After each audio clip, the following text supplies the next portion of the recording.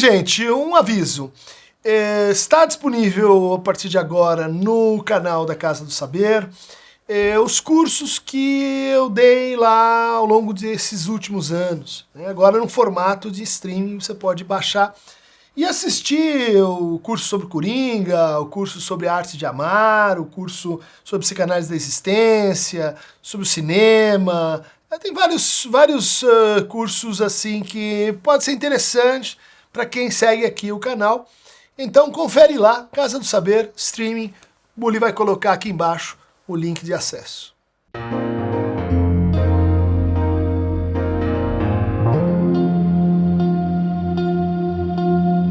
Bem-vindos ao nosso canal YouTube com a pergunta de hoje de Arthur Rodrigues. Olá, Christian. Admiro muito seu trabalho e gostaria, se possível, que abordasse nos seus vídeos algo sobre a gagueira. Sou gago desde a infância e sempre fiz acompanhamento com fono, porém percebi melhoras grandes quando entrei no processo de análise. Sinto que não há muito interesse sobre o tema, não tenho certeza, pela comunidade da psicanálise, o que é uma pena. Uma curiosidade é que, apesar de haver mulheres gagas, é muito mais comum nos homens, é verdade. Algo constatado com pesquisas. Além disso, como ator, olha aí, parabéns, Arthur Rodrigues, ator, sempre percebi que no palco a gagueira nunca apareceu. Mesmo em cenas de puro improviso, sem texto decorado. Qual é a leitura da psicanálise como uma linguagem sobre o problema da gagueira? Obrigado. Muito legal a tua pergunta, Arthur. Inclusive porque me fez retomar aqui uma conversa que eu tive tempos atrás, né, com a fonoaudiologia. Uma conversa que passou, por exemplo, por esse livro da querida amiga Maria Consuelo Passos, hoje trabalhando lá em Recife, Pernambuco, né, a clínica fonoaudiológica em questão. Né, Consuelo da psicanálise nessa interface com a fonoaudiologia. Outro trabalho, vamos dizer assim, dessa época, né, é o Diário de Narciso, Discurso e Afasia, da Maria Irma Hadler-Coudry.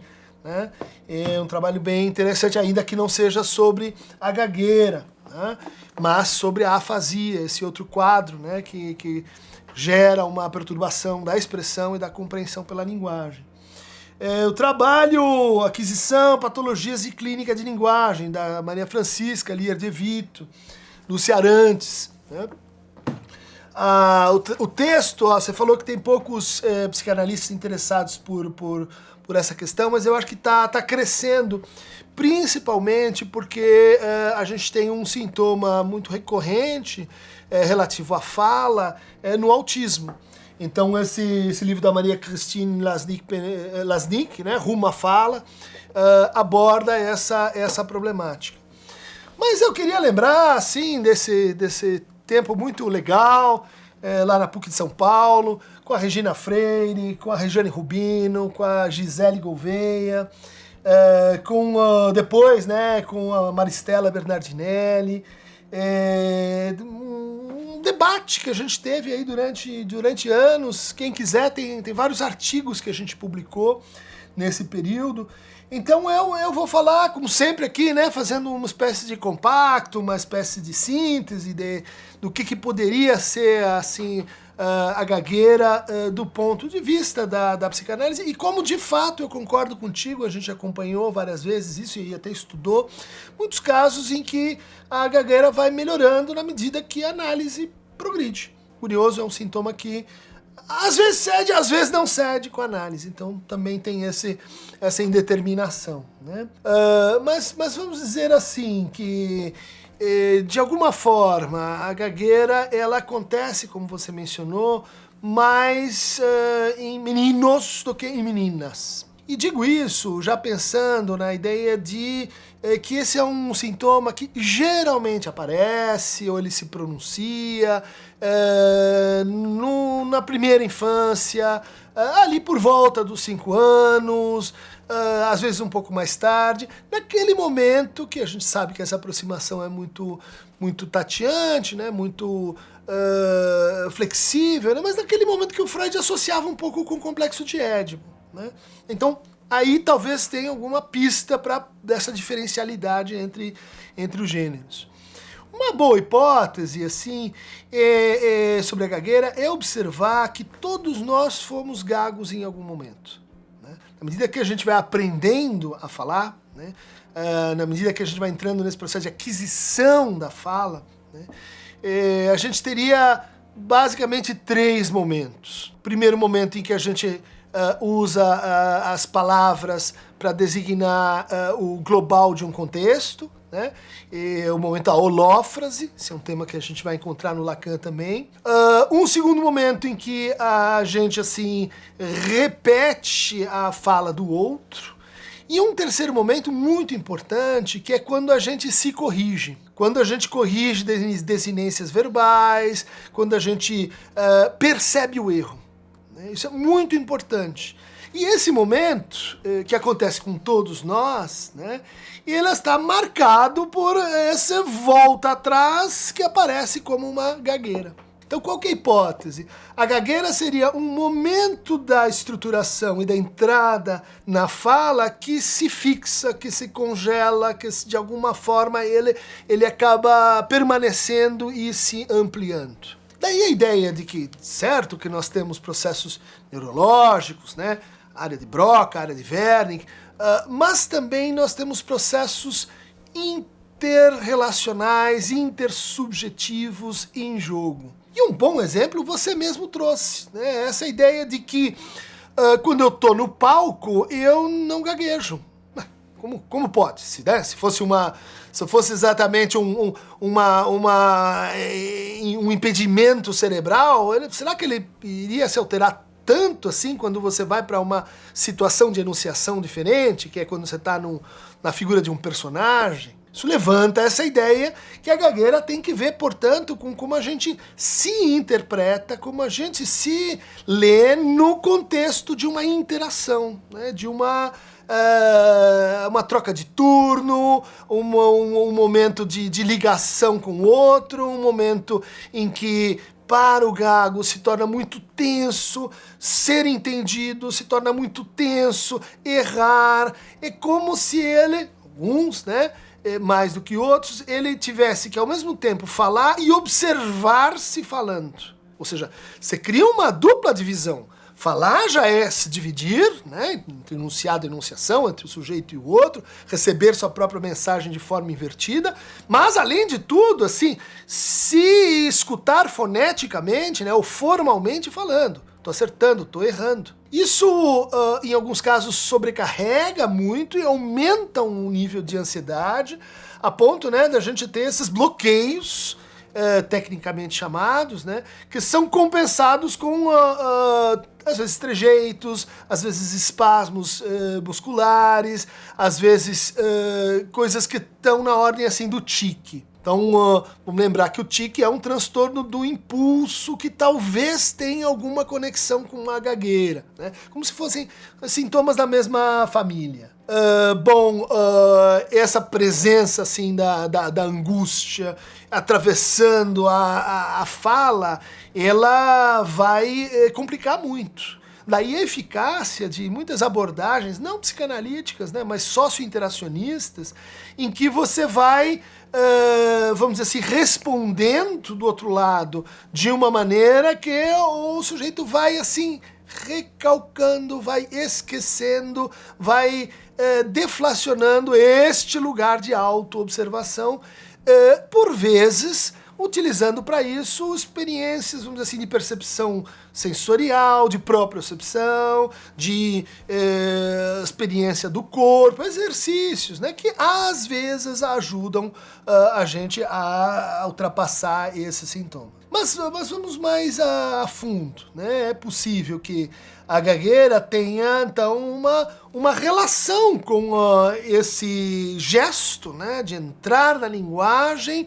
e, de alguma forma, isso às vezes se associa com eventos traumáticos, se associa com uma relação muito rígida com a lei. Isso a gente mais ou menos observa nas famílias de gagos, né, onde às vezes até a gagueira se repete um pouco, e você encontra com alguma regularidade, né? Às vezes são momentos em que a criança se sente muito atemorizada diante dos adultos, diante daqueles que falam, se sente muito coagida assim a acertar.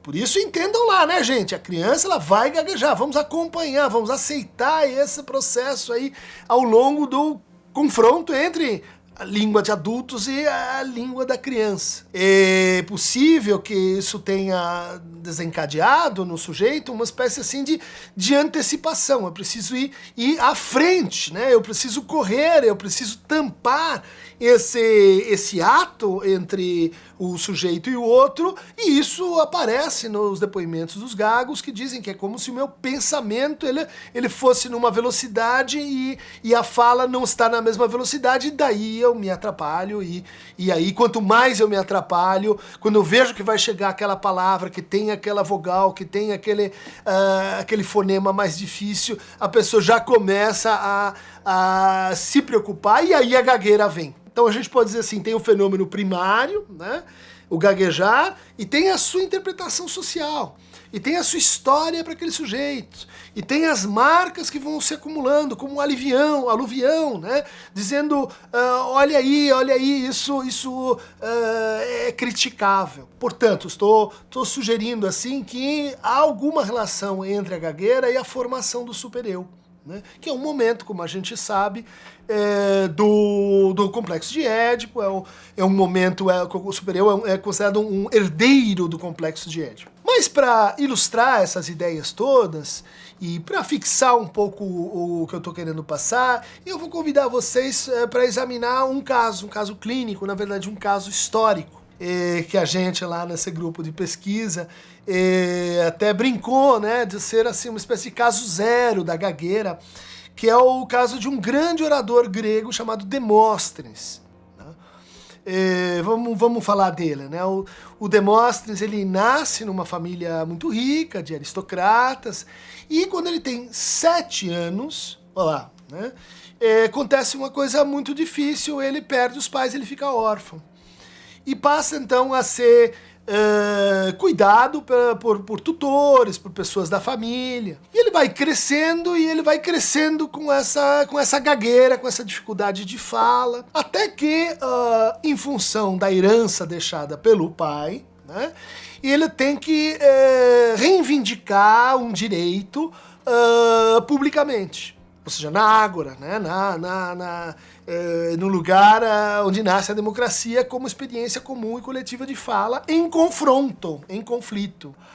E então ele vai defender, né, vai dizer, olha, eu tenho direito a essa herança, porque eu sou filho desse pai, e etc. E ele não consegue, ele é vaiado, ele é ridicularizado, e nessa hora, né, a multidão diz para ele, enche o peito de ar, aprenda a colocar ar nos seus pulmões. E ele sai arrasado, ele sai assim, muito ofendido daquilo, e coloca para si que ele vai vencer aquele desafio. E então ele começa realmente uma disciplina, né? Olha lá, a coisa da força da lei, da vontade, né? Da determinação, que às vezes atrapalha também, né? Porque se volta contra o próprio sujeito. Mas o Demóstenes, então, começa a inventar alguns exercícios. Então, todo dia ele levanta e faz a saudação ao mar, né, para que os seus pulmões se tornem mais fortes. A gente sabe que isso não é verdade, né? Na gagueira você não tem um problema pulmonar. Mas pode ser que tenha funcionado mesmo assim. Porque na medida que você vai prestando atenção no seu corpo, que é o que ele fazia com esse exercício, você vai saindo desse lugar de autoobservação. Você vai criando uma outra corporeidade na linguagem.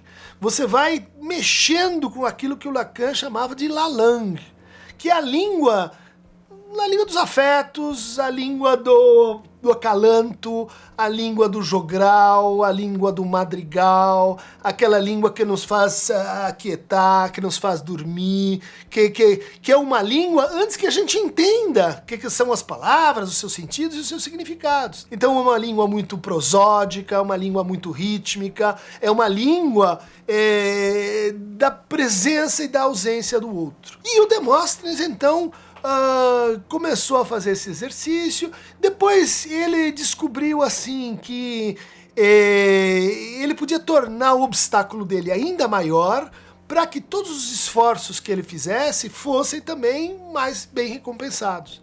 Então ele coloca umas pedrinhas na boca, né? Imaginando o quê?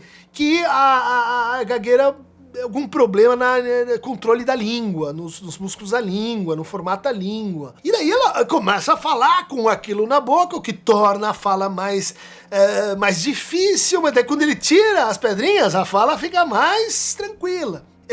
De novo, outro exercício que leva o quê? Para uma transformação libidinal, uma transformação na economia de gozo, da oralidade, talvez. E assim ele vai, assim ele também está movido por um desejo forte, né, de vingança, né, de desafio, de fazer frente, né, àqueles que irritaram ele, de mostrar que ele é capaz. Aparentemente essa raiva, né, que o impulsionou para frente, também o impulsionou para fora.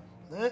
Também o impulsionou no sentido de tratar um pouco um desses sintomas secundários que a gente mencionou, da gagueira, que é a timidez. É a timidez de falar, se eu puder eu passo a palavra para o outro, eu fico meio que acuado pelo outro. Então na hora que ele puxa isso e diz, não, eu vou vencer, não é só a força de vontade, né? É uma transformação na economia de afetos, né? De sair do corner, de não se deixar assim amedrontar pelo outro. E daí ele vai, então, se dedicando mais, e daí ele encontra essa solução que você também encontrou de certa forma, né? Ele descobre que a gente pode se deslocar de cenas enunciativas. A gente pode, assim, vestir um personagem. Na verdade, todos nós fazemos isso o tempo todo, mas ele adquiriu consciência sobre isso. Como alguns gagos que resolvem a sua gagueira através da poesia. Olha lá, poesia e Lalang, poesia e essa linguagem primária, essa linguagem que é ilustrado pelo processo de aquisição, né, de desencontro e de reencontro da criança com a linguagem. Então, o sujeito ele vai gaguejar, ele muda a frequência, né, ele muda a função da linguagem, vamos falar com o Jacobson, né, não a função de transmissão, de cognição, de entendimento, mas a função de brincar com a linguagem, a função poética, a função metalinguística, né, que pode comparecer aí. E de fato, quando ele descobre isso, que quando ele está ali na ágora, ele está numa espécie de palco. Ele precisa falar, mas o eu dele não precisa estar todo ali onde ele está falando, né? Ele pode criar-se esse personagem. A função do personagem, a função da voz que fala como um ventríloco, para além, para o lado, para cima, é o que a gente vem estudando aí junto com o conceito de narrativa, parece super importante para a clínica, né? Como é que você posiciona tempo, voz na cena enunciativa, na paisagem, como dizem alguns estudiosos da narrativa, né? Em que paisagem você está? Em que cena você tá? É a cena da fala séria, verdadeira, porque você vai então passar ou não no seu seminário oral, ou é na cena da conversação cotidiana, né? Muitas pessoas conseguem falar perfeitamente, sem gaguejar, quando sentem assim um acolhimento, uma confiança do outro, mas com estranhos, lá vem a gagueira de novo. Mais uma prova que ela tem que ver o quê? Com o que o Lacan chamava de outro, de grande outro. E esse grande outro vem junto com o lugar de fala, vem junto com o lugar de escuta, vem junto com a cenografia da cena. Isso tudo parece muito importante e ao final, então, Demóstenes se torna um dos maiores oradores, né, da Grécia Antiga, foi homenageado pelo Plutarco, foi homenageado pelos retóricos, pelos sofistas, pelos filósofos, né, como uma espécie de pai da oratória. Hoje a gente diz, a oratória é uma coisa fake, é uma coisa artificial, eu não vou fazer o curso de oratória. Mas no fundo a oratória era um ramo da poética, era um ramo do teatro, era um ramo da tragédia, era um ramo da arte. Aliás, não foi por outro motivo que o Lacan voltou à retórica e à oratória, principalmente a oratória de Quintiliano, um poeta romano contemporâneo do Cícero, para dizer, olha, a psicanálise precisa lembrar da oratória, precisa lembrar da retórica, não só por motivos, vamos dizer assim, formais, relativos à lógica do significante, mas também relativos a, assim, como a gente lida com a dispositio, né, com a elocution, com as diferentes partes dessa paisagem da fala e como a gente pode também, então, brincar com isso e muitas vezes superar a gagueira. Vocês sabem, né, que em momentos decisivos, tio Cris aqui chama sintomas arcaicos. Em análise, eu descobri que esse sintoma, será que é, mas enfim, descobri que esse sintoma tem a ver com o fato de que até 7 anos eu morei em Porto Alegre, e Porto Alegre, sabem, fala um sotaque gaúcho, então venho com 7 anos, olha lá, 7, 8 anos, a idade do Demóstenes, para São Paulo. Isso foi muito ridicularizado quando cheguei na escola, né? Isso foi uma marca importante para mim, e toda vez que eu fico muito nervoso, assim, que eu tenho que falar uma coisa que tem que ser muito certa e tal, venho uma gagueira, aí. Todo mundo, estamos junto no mesmo barco de Aqueronte. Demóstenes, você, querido Arthur Rodrigues, Gemois myself, todo mundo na canoa da gagueira. Bye, bye, é isso aí, gente.